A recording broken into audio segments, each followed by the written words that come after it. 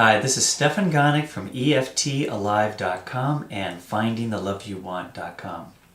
In this video, I'm going to talk about how to pick effective EFT tapping phrases.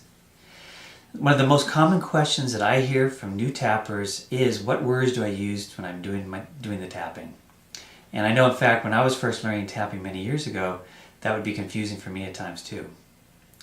So, one of the most common misconceptions I see as people try and come up with the correct wording is that they will try to come up with a tapping phrase that describes their problem as a mental concept rather than using words that captures their experience of the problem.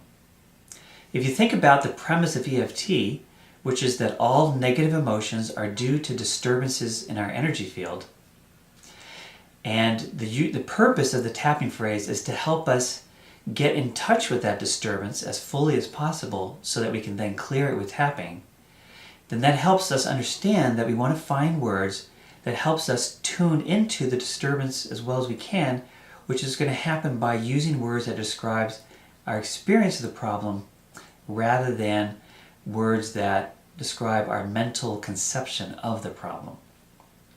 So I'm going to give you a few different examples, starting with simple ones to more complex ones. So the first example is, let's say you're about to go into a theater and you have this persistent cough. In fact, this happened with a friend of mine. She was coughing, we were about to do a performance, and she didn't have any cough drops or anything. So a new tapper might be very tempted to say, even though I have this cough, I deeply, profoundly love and accept myself, and then tap on each point, this cough, this cough, this cough. But the phrase, this cough, is a conceptual word, a conceptual description of the problem. That's not how we experience it. Yes, we are coughing, but how do you really experience the true problem? Well, when I asked her that, what she said was that she had this irritating tickle in her throat. And then that tickle in her throat was what was making her cough.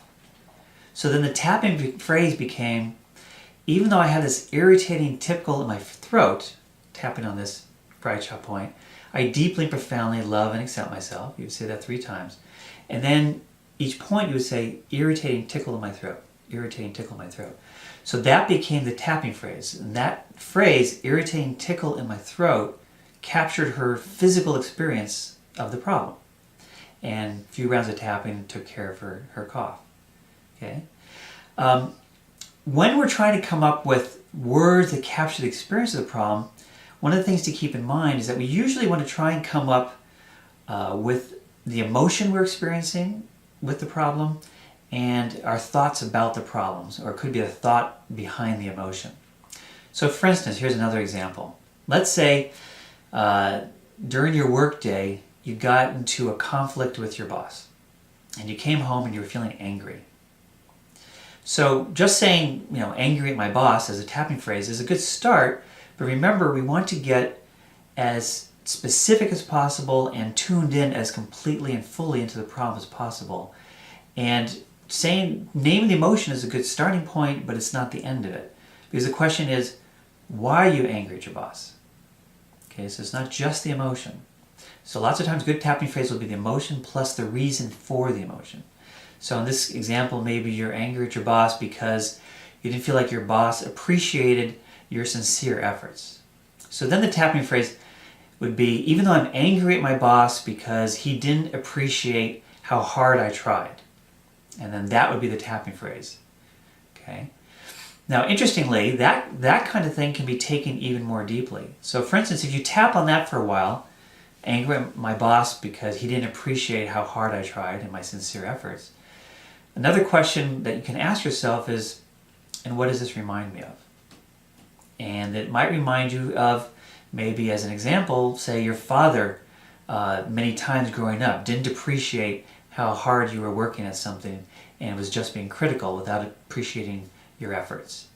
So then you would then shift your attention to the historical root or basis of your current day feelings with your boss. So then you would pick a memory of that experience with your father and say, even though I'm angry at my dad And there may be other emotions. Maybe I'm angry and hurt because my dad criticized me and never appreciated how hard I tried. So then that becomes the tapping phrase that's even more zeroed in. So again, the principle here is the emotion and the reason for the emotion as to come up with a good tapping phrase. Also, you can include your bodily experience. So with the angry at the boss example, I'm angry at my boss, didn't feel appreciated for how hard I was trying, and I feel tight in my stomach.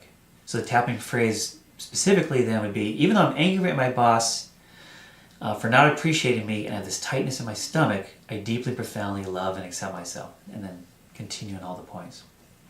So let's pick a more complex example. Let's say you have the problem you're trying to address is the problem of procrastinating. Again, many newcomers to EFT would say, even though I procrastinate, I deeply and profoundly love and accept myself.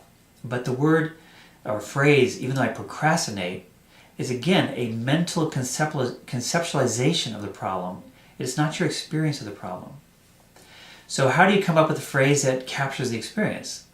Well, the best way to do that is to think of an example of the problem happening. In this case, procrastination. Think about some task that you're wanting to do and you're procrastinating on it. And just imagine doing the task and notice what you feel inside. What do you feel physically in your body? What emotions do you feel? What thoughts do you have?